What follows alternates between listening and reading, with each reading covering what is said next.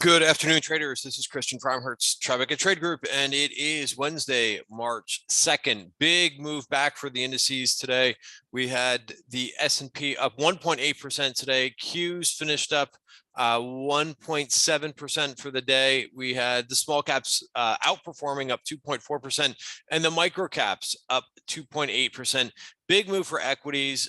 Risk disclaimer in front of you. Everything that we're going through is for information purposes only, not giving out any advice or recommendations. Everything that we're going through is for education purposes only. So big change from, funny yesterday, completely hated this market. And, that's just how this market has been moving. We talked a little bit about this in the TTG member video today at around 1 o'clock today. Powell speaking as well was a little bit of a catalyst. Market kind of whippy around some of his statements and what he expects to do for March. But yeah, I mean, this is how this market has been going, right? I mean, one day the market really looks horrible, terrible, and then we get a really nice comeback day. Just the question is, will this build from here?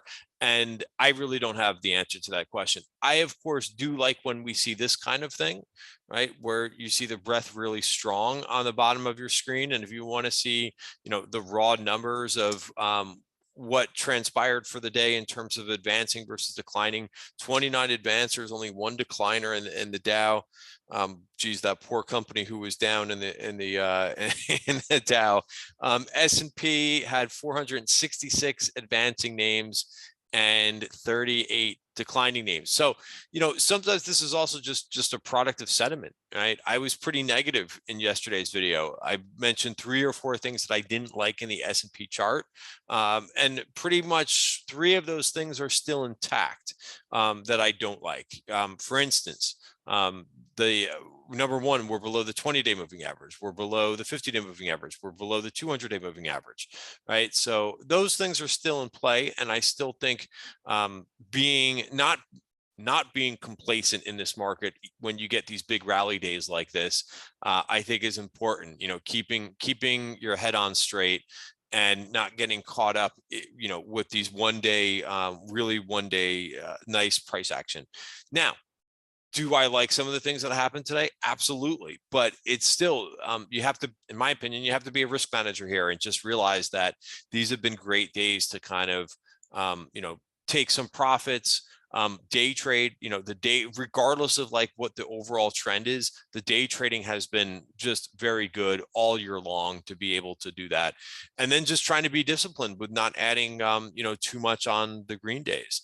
The one thing that changed, I would say, which kind of helps my system a little bit, is that we're back inside value for the month.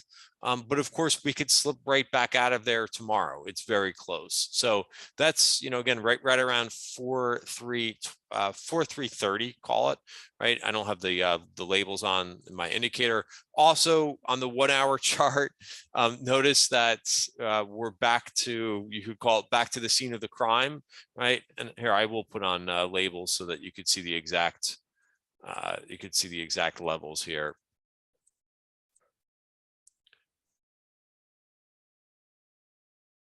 We'll just wait for that adjust, but 4,378. Right. So, I keep putting this out on Twitter.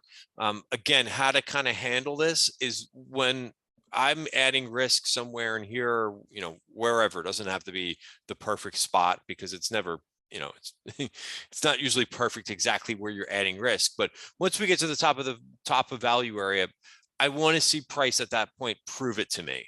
Right. And for now, this market is still kind of guilty till proven innocent until we get over those moving averages that I talked about. So yes, I would love to see us get above 43.78 and maybe start heading towards this upside VPOC at 44.51. But you could see we had 1 hour. This is the 1 o'clock hour, and then a lot of chop after that. Right. And here's what the 5 minute looks like. And it looks like we're kind of coming in a little bit.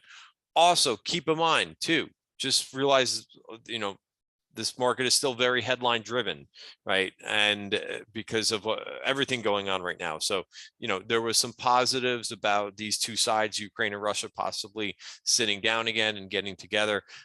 And it seems like every time that there is a a meeting that's announced and that they may attend, like the market rallies on that. And if it doesn't hold anything, like if there's no resolution that comes out of the meeting, then the market seems to kind of fall back down again. So just keep that in mind. Again, I'm not trying to be negative at all with discounting a nice day like this, but I think you just kind of have to keep your head your head on straight, right? We'll talk a little bit more about some of the outperforming sectors. Really, really wild when you get into some of these moves. Here's NASDAQ just to kind of show you what that looks. Again, it's a little bit weaker of a chart than the S&P, but as we mentioned yesterday, one positive was that we didn't go below the value area. So that's still, and if you want to see what the Qs levels, because I know more people look at the Qs charts, that's 3040 spot 04. We want to make sure that that holds, right? That at least, I can kind of, and basically what I've been playing is the areas that I've been trending and doing well, right? And I've been doing fairly well with that, and yesterday, for example, I was basically flat in the day on a big down day. And I think right now that's the key to the market, right? Depending on how you're playing it, right? Another thing that we've been talking about for a while now is that this market can be very much a long short market. You could have a couple shorts on, right? Versus a couple longs on, right? And I just thought that that was kind of interesting too, as we turn over to IWM, which is up 2.3%. The level to watch for IWM for continuation to the upside is 204 spot 82, right? That would be lovely if we kind of come out of this type W pattern, right? But that's not complete yet. And I got to see IWM get above 204.82. So yes, very interesting when you look at something like this, up 2.4, and then you look at the ARK ETF, right? Which, is called innovation, but that there's plenty of other places to go for innovation, right? There's no, you can't hide under the umbrella of saying that, oh, well, it's the innovation stocks that are down. That's the wrong way to kind of look at it, in my opinion. It's just the group of stocks that they're putting in their portfolio was down 1.1% in a big up day. Can you imagine that? That's very difficult to kind of fathom, right? The example that I always show is Deere, right? Deere is an innovative company, right? They are using a driverless tractor. This used to be a part of the ARK funds going back a couple of years ago, and they took this name out. It's no longer in it. So that's their bad decisions. That has nothing to do with, oh, it must be everybody hates innovation. No, it's just the stocks that you're picking within the group. So again, not trying to talk bad about that group, but just kind of illustrating that there are still, while this market looks like this, right, which is still below all these moving averages that we talked about, there are short opportunities right now. One of the ones that I think is interesting, and it did fall a decent amount, is Rivian, right? Oh, geez. Can't type at this point, but you could see I made mention of this, and I know half the people don't know what I'm talking about on Twitter, but when you've got a very narrow value area, that usually means a big move is coming. So I would watch. I think this thing takes out the lows and continues with its trend down.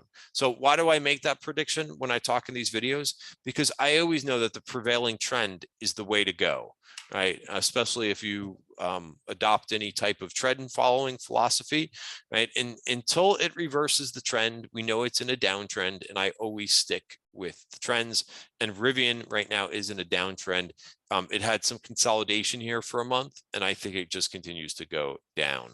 All right, that's one idea, and it was down 13% today, right? On the flip side, right, this is, and I hope that if you're watching this video, you also watched our weekend watch list video, which I did send out publicly. Look at some of the names that we put together in here, right? So I only had so many spaces in here.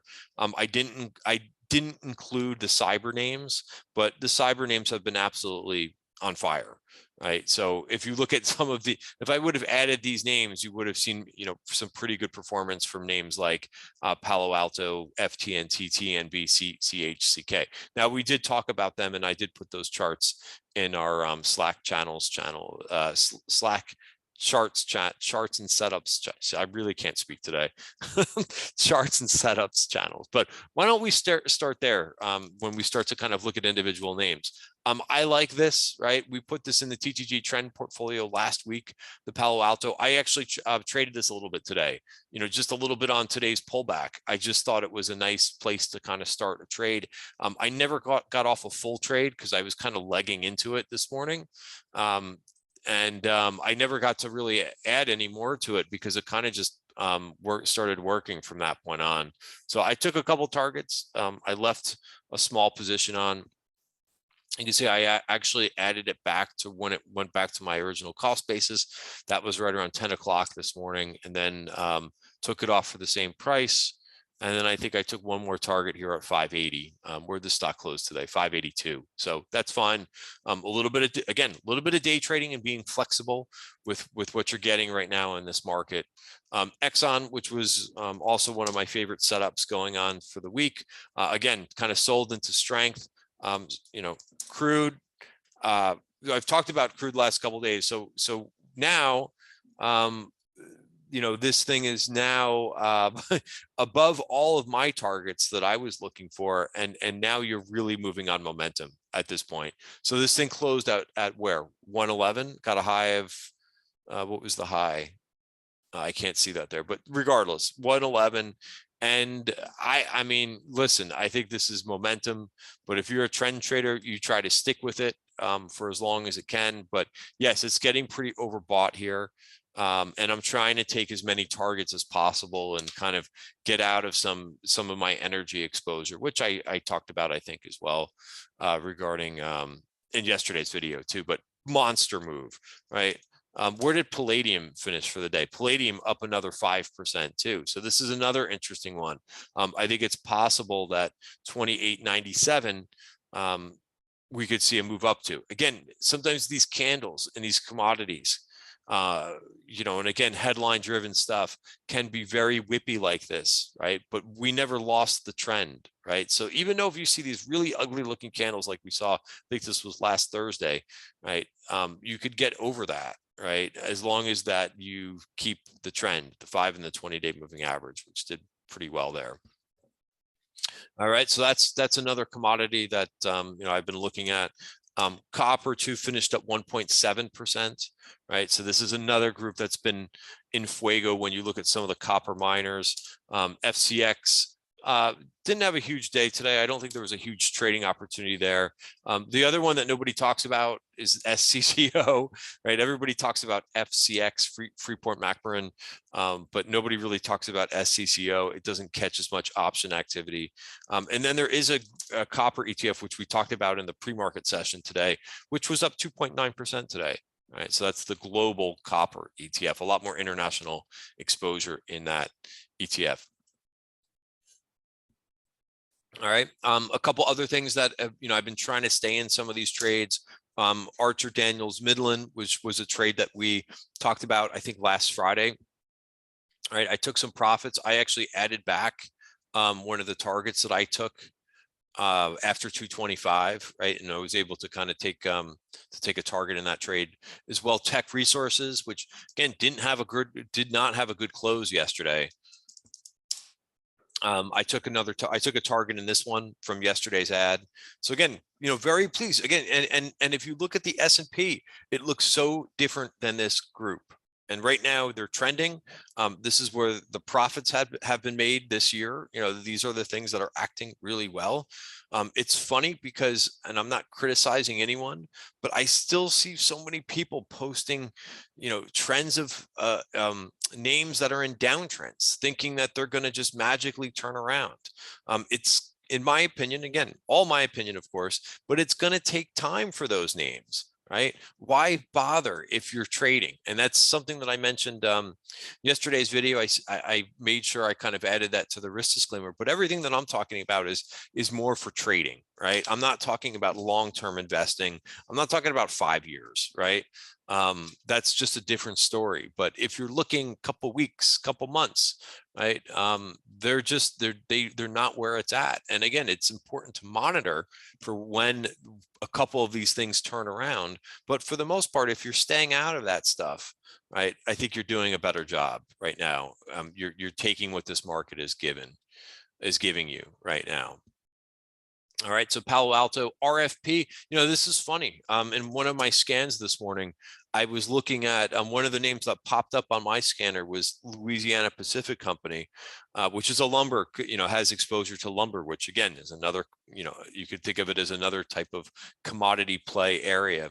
And this came up. I didn't trade this one. I had it on my scanner, and I happened to see some calls in RFP, right? And this is a trade this is a name that I've traded before.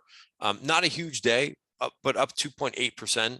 I managed to hit one target in that, but again, just sticking with something that looks a little bit better, but it's not the best looking chart.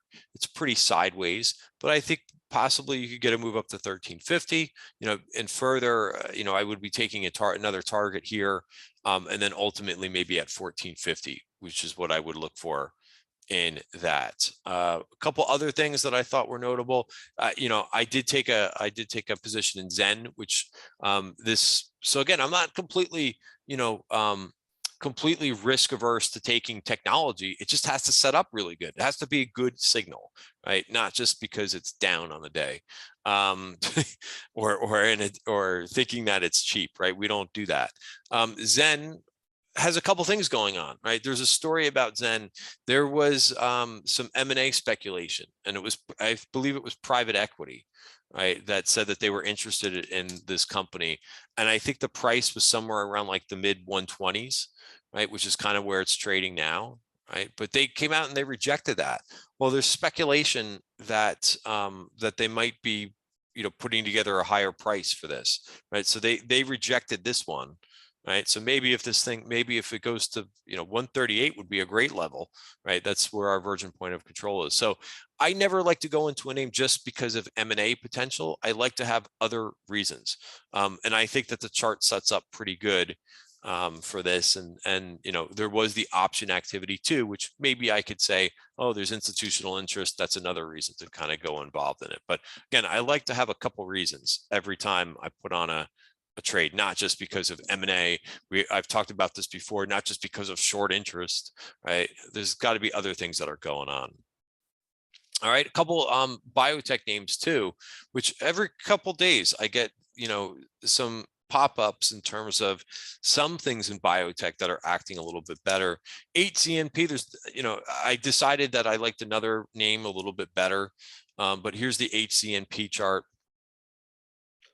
This had earnings the other day. It is above the value area. It's also above the 50-day moving average, not above the 200-day moving average, right? So that's probably why I decided in my mind why I wanted to substitute it out. This one I like a little bit better. This is Vertex, VRTX. So again, this is, I like to point these examples out as many times as I can when I see them, right? Look at how long it took for this name, right? So it didn't take 3-4 years, but it did take over a year, I think, from when this thing dropped on a drug study, went a little bit higher, lower, sideways, lower, sideways, lower, sideways. And I remember hearing that the CEO was buying a lot of shares. I didn't really do anything with the name at that point, but it did get above the 200-day moving average.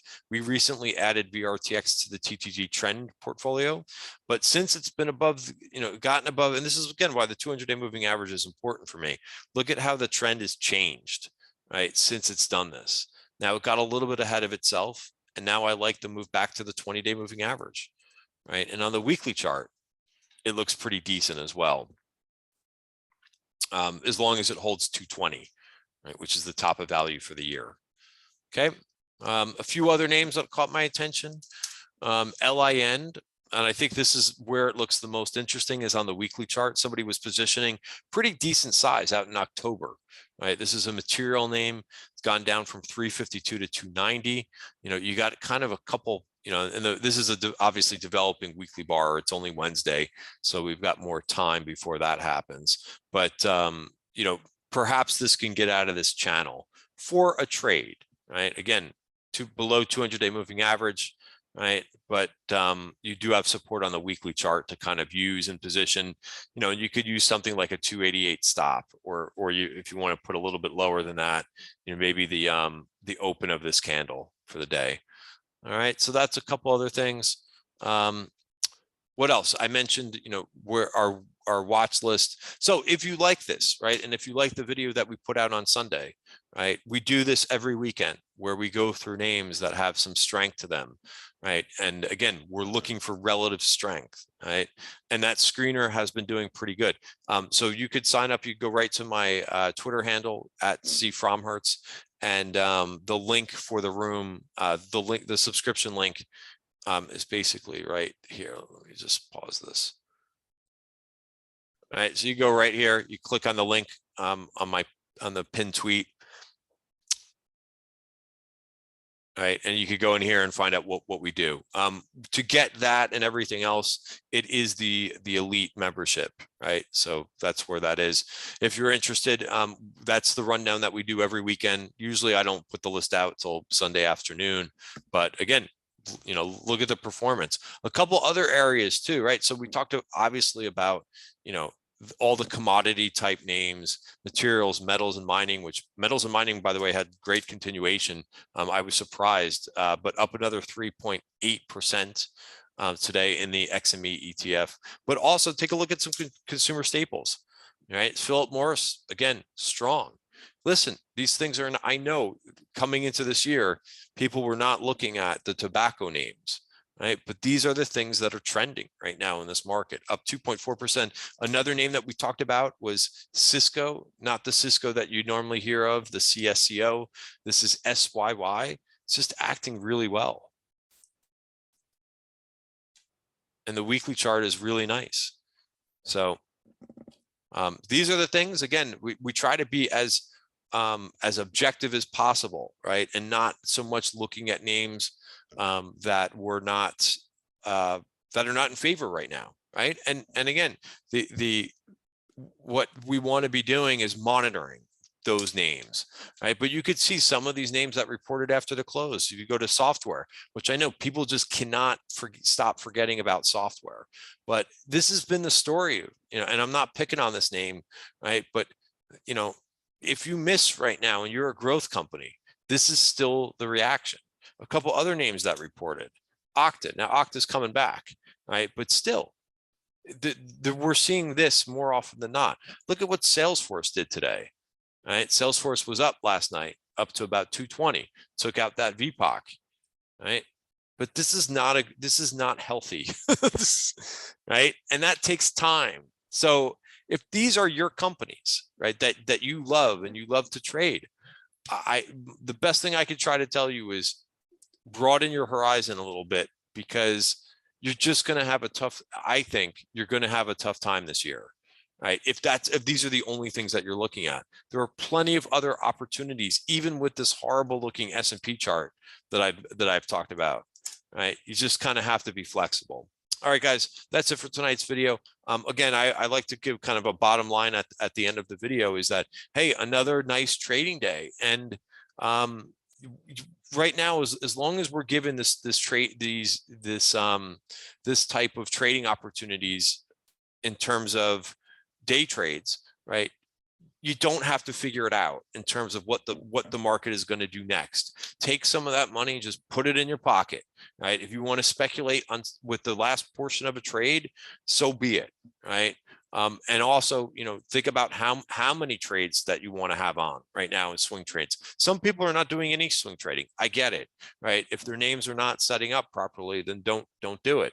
But the names that we're finding, right, being open to the possibilities that the market is giving us, are working really well. All right, that's it for today's video. Last thing, I forgot to cover this, and I like to cover as many things that I think are interesting for the day. The move in bonds. Holy cow, right? There's this Merrill Lynch Move Index, right? Which is kind of like a volatility for treasuries that they kind of, there isn't really, as far as I know, there isn't a VIX for bonds.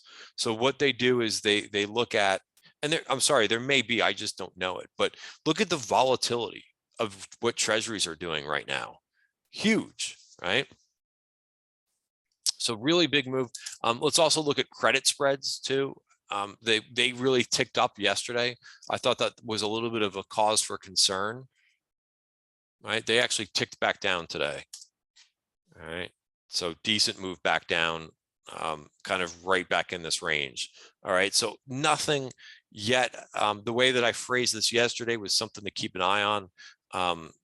It's okay right now, right? We're back to this level, right? But still, this level is still much lower than back in here. All right, but again, we'll keep an eye on that. We don't want to see a big spike in yields or big widening out of yields. All right, guys, that's it for today's video. Have a great night. See you tomorrow.